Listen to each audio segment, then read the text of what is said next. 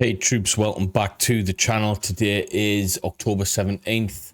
It's a Tuesday and we've got an update on the Israel-Palestine conflict, guys. So first things first, please like, share and subscribe to the channel if you're brand new here. I want to say thank you to all of the new subscribers who's decided to tune into these updates. I'm glad that you're getting something valuable out of these, and yeah, I'll see you in the comments, troops.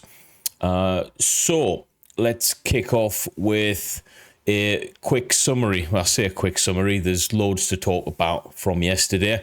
The source of information that I'm going to be using for this is Understanding War. They pretty much do key takeaways on the situation on a day-by-day basis. Okay, so this is as up to date as from yesterday. Then we're going to get into this map that you're looking at right now with basically live updates as of a minute ago. Okay, and we're going to delve straight into that. So troops, thanks for stopping by yet again, and let's get straight into it. I think this screen's probably better to do the summary on. So area in question, obviously there. Key takeaways then. Now, Palestine militias continued drone and indirect fire attacks into Israel, primarily southern Israel, yesterday. The rate of small arms clashes between Israeli forces and Palestinian militants dropped slightly on October 16th after peaking on October 13th.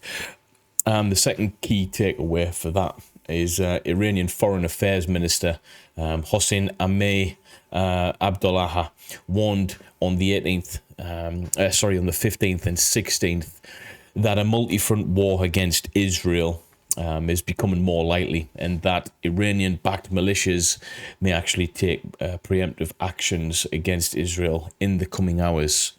And the third main point is the Islamic Revolution Guard Corps is trying to improve its operational security in eastern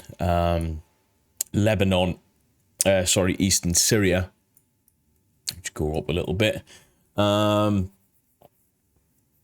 Eastern Syria, and it's likely as a part of an effort to move advanced military systems into Syria and Lebanon. 250 to 500 Iraqi popular mobilization forces arrived in Syria and Lebanon yesterday. So the troops are quite literally building up in, all of the surrounding regions. The Middle East at this moment in time is quite a distracted place. Okay, there's a lot going on, a lot of different hotspots within that area. We now know that the United States has confirmed 2,000 plus troops on standby. It was originally like 92 hours or something notice to move. It's probably realistically 24 hours notice to move. Okay, they'll always have a contingency party ready to go, guys. Okay, so loads going on with regards yesterday's news, guys. All right, now let's talk about the Palestinian militias. So I want you to understand one thing.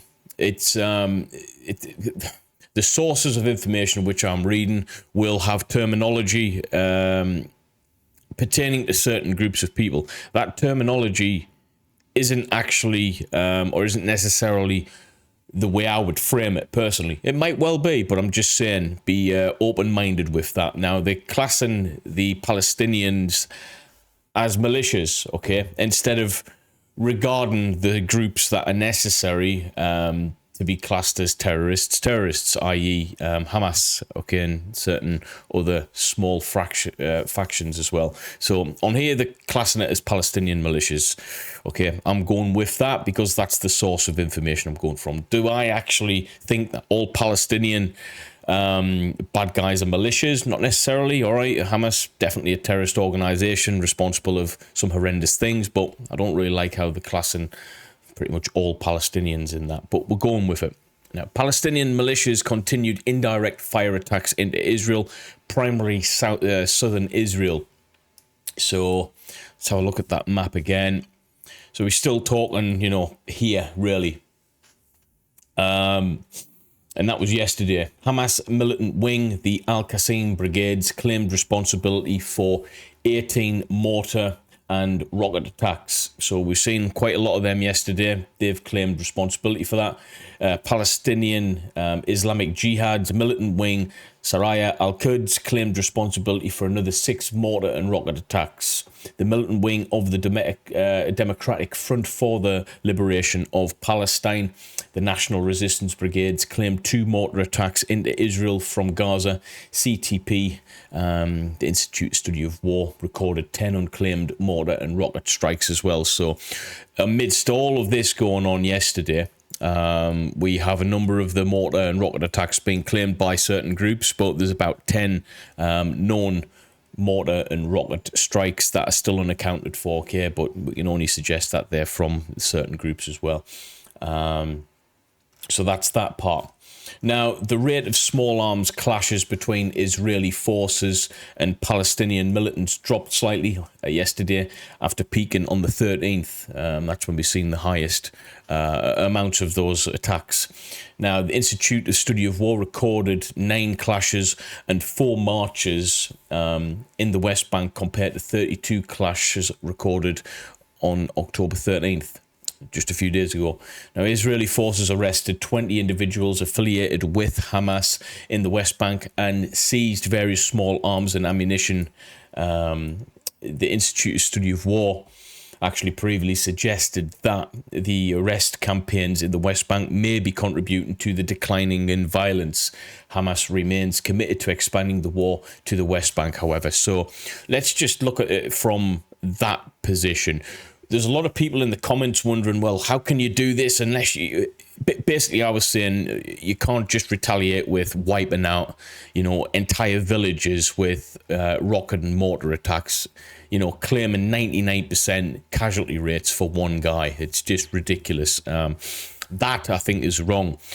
However, these police raids, targeted policing raids supported by the military, seem to be working. Why? Well, we've got less reported mortar and rocket attacks since those raids have been taking place. So they are working. They're working very, very well. Strategically speaking, it's better. Why? Because you've got the local populace on side, all right? The bad guys are normally the bad guys on both sides. So to take them out, cause less collateral damage is only going to be good for both sides in this war, okay? Granted, it can't always be that way, but targeted military operations, not just rocket attacks. Granted, it puts your troops at a much greater risk in danger because you have to go behind enemy lines. You have to be not seen, not heard. You have to be able to strike on target. But the Israeli army do have the provisions and equipment that allows them to be able to do that, okay? So that's one thing I think should happen a lot more if they want to continue this operation. Targeted operations with individuals on the ground, small raids in and out, get what you need out of the ground and do the business, guys. But these massive airstrikes and mortar attacks are just killing way too many civilians for my liking, guys. I don't like it one bit. But that's that. Now, Lebanese Hezbollah claimed 6 attacks on Israeli positions in northern Israel yesterday and fired an anti-tank missile at an Israeli tank. The fighting fire with fire, so to speak. Now, it was recorded 1 mortar attack into Israeli territory from Lebanon. This is actually from Lebanon. A decrease compared to 7 recorded on the 15th. So 7... we even seen, Lebanon reducing their numbers. So I don't know if the targeted operations is taking out people coordinating these strikes. Probably. Now, the Israel Defense Force said that there were multiple small arms clashes on Israel's security forces across Israel's northern border. We've seen here yesterday an awful lot happening on that northern border. People, residents within a 2-kilometer radius, obviously evacuated from their homes and funded by the state to be rehoused. Not too sure how that's went. Small arms clashes happening here on the northern border. And there was a video on the October the 16th, so yesterday, showing that militants shooting Israeli surveillance equipment on the Lebanese border. We were speaking about that yesterday, about them targeting the surveillance equipment so they can obviously get across that border unseen. and it's worked. Okay, they are able to make small gains. The fact that those cameras and stuff aren't there anymore is going to allow them to do that a lot more freely. So that needs to be taken care of pretty quickly. Israel's National Emergency Authority, which falls under Israeli Ministry of Defense, evacuated Israeli citizens from 28 towns on the Israel-Lebanon border. So this border again here, just talking about that a little bit more in depth. Now, they created a 2-kilometer buffer zone within this area, all the way across there. 2 kilometers is, I mean, in the grand scheme of things, not an awful lot. If you live 2.4k, then you're screwed. All right, you're not getting evacuated. But if you live within 2 kilometers, you're getting the hell out of there. You're getting rehoused. Lebanese Hezbollah steadily increased its activity along the Israeli border between October 7th and 15th, and it has also been reported that several unconfirmed reports of militia infiltrations into northern Israel has occurred, obviously from this area that we're looking at, troops, okay? So that's that. Let's jump into this map in detail as of what's been going on. Let's do it on this one. So let's get into this. So only 3 minutes ago, the French Foreign Ministry, the number of French victims of the Hamas attack has risen to 21 dead. 4 minutes ago, Strategic Communications Coordinator for the US National Security Council, Biden, will stress during his visits to the region the necessity of delivering humanitarian aid into Gaza. I'm all for that humanitarian aid getting into Gaza. Whether it gets in the right hands is still up for grabs. But yeah, the people who are starving, the people who are hungry need to be fed, okay? Need to be watered, need to have the, the basic provisions of a human, that every human deserves, okay? So it's only fair. Israeli shelling on Marun al-Ras, possible casualties. Let's have a look. So what type of area are we talking about? Let's see if this loads in. Marun al-Ras, well, I'm just going to look straight away. We see some form of settlement there. Got a couple of water sources to the left and to the right. We've got 2 places of worship there, so there'll definitely be people living in and around this area.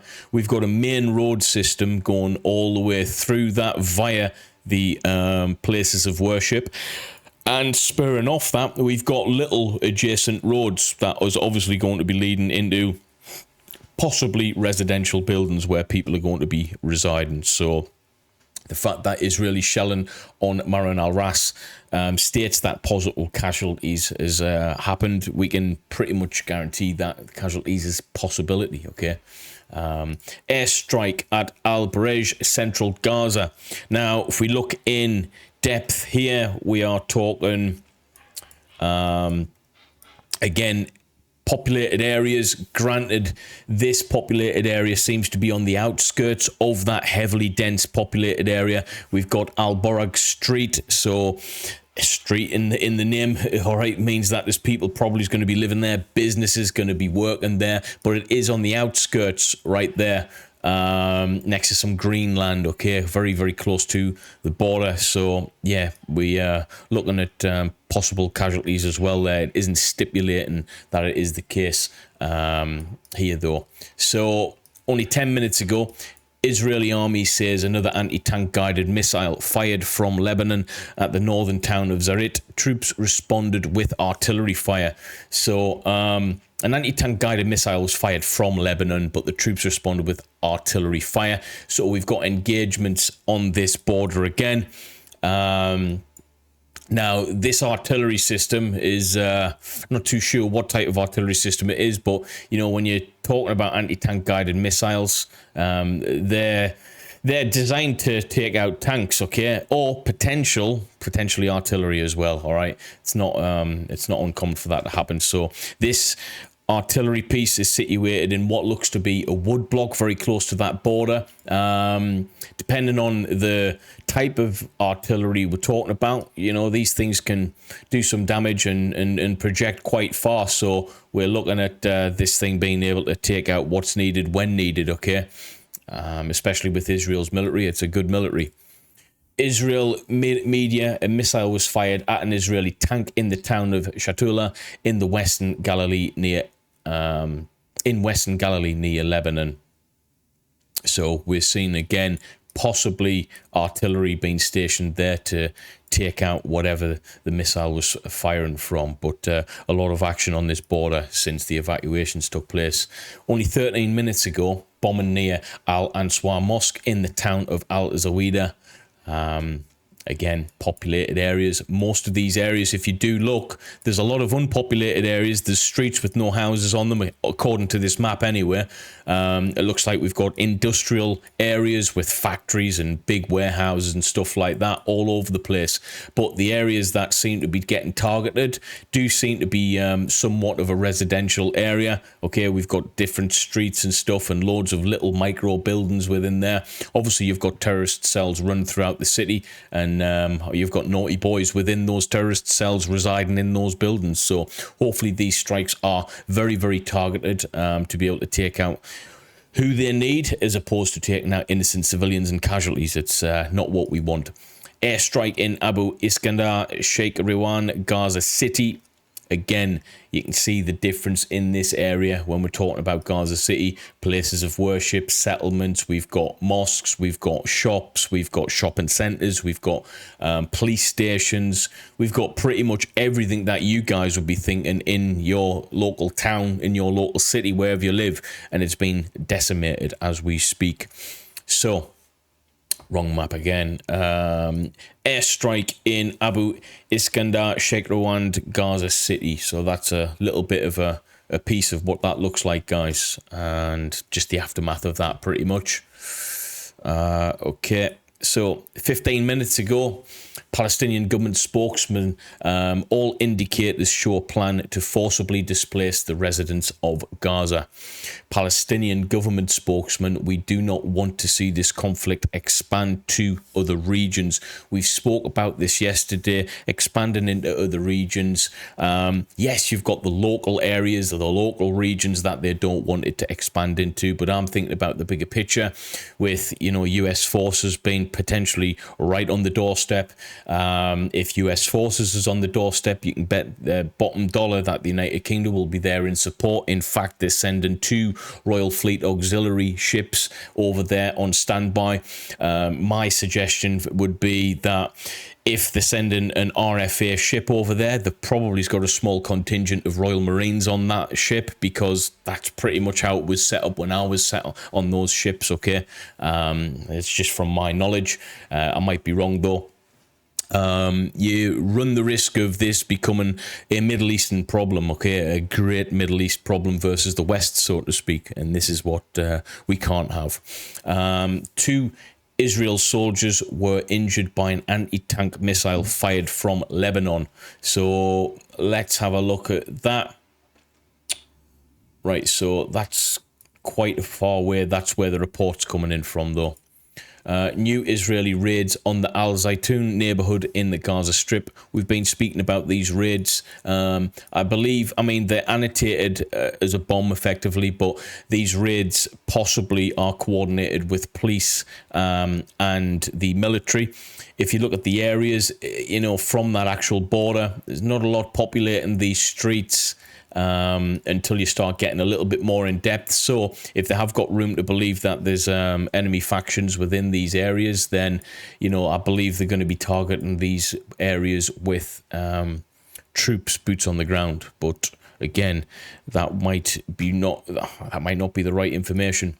Airstrike on Jabaliya camp, northern Gaza. So this is very, very densely populated, guys. Very, very dense. If we look at these neighborhoods, some beautiful houses, plants and scenery, boom, dropping airstrikes on these places. Terrible, really. Airstrike at Khan Yunis, southern Gaza. See if we can see anything on this.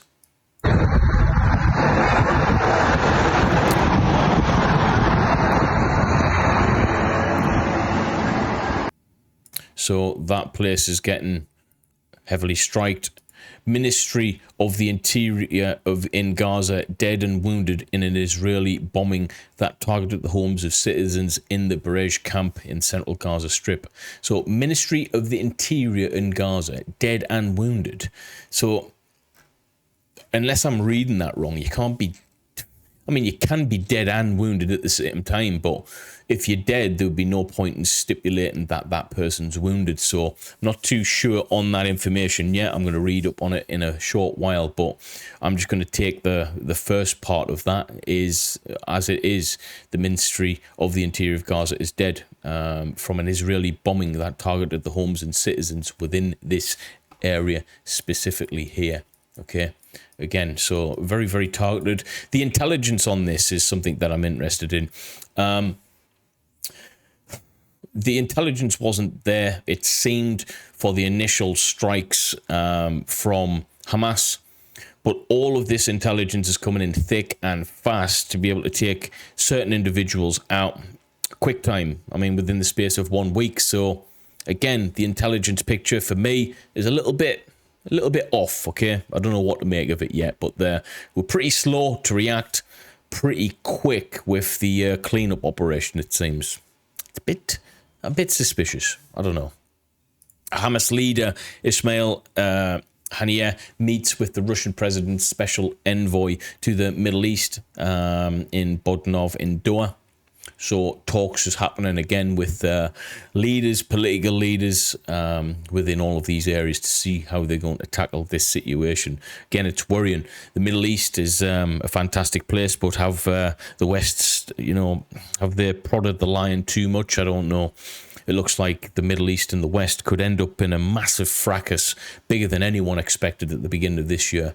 Hopefully it doesn't end up that way. Now, the Pentagon announces that 2,000 US soldiers are on alert in anticipation of possible deployment in the Middle East. Spoke about this yesterday.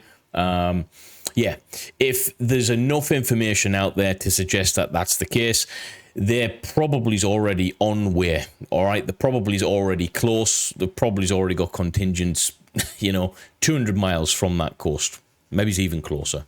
That's my suggestion. Israeli army says 2 more anti-tank missiles were fired towards an area on the Lebanon border near Kibbutz Yifta. More gunfire also targeted several Israeli army posts. No soldiers hurt. Israeli army says it is responding with tank and artillery fire against Hezbollah posts in this area. So we've got little mini conflicts going on all over the place. Planes bombed a house in Jabalia and launched a series of violent raids on the northern Gaza Strip. So what I believe is happening is they're softening the targets up with airstrikes, artillery strikes if they are close enough, i.e. close to the border. And what we're seeing after that is these raids taking place, specialised raids with troops accompanied with the police who have all of the warrants and stuff like that to be able to make sure they either capture these individuals dead or alive. But one thing's for sure, there's a hit list out there and they seem to be crossing a lot of those names off pretty quick. A lot of these houses that have been bombed specifically have got peoples of interest, key persons of interest, and they're just taking them out. Israeli artillery shelling on the vicinity of town of Makaba, south of Lebanon. And we've got south of Lebanon. We've got loads of these strikes happening here, guys, okay? Loads. Israeli bombing on the vicinity of the towns Al-Daria, Al-Dustain in the southern Lebanon border. Let's have a look across this border. You'll see a similar picture. There we go. We've got artillery strikes here.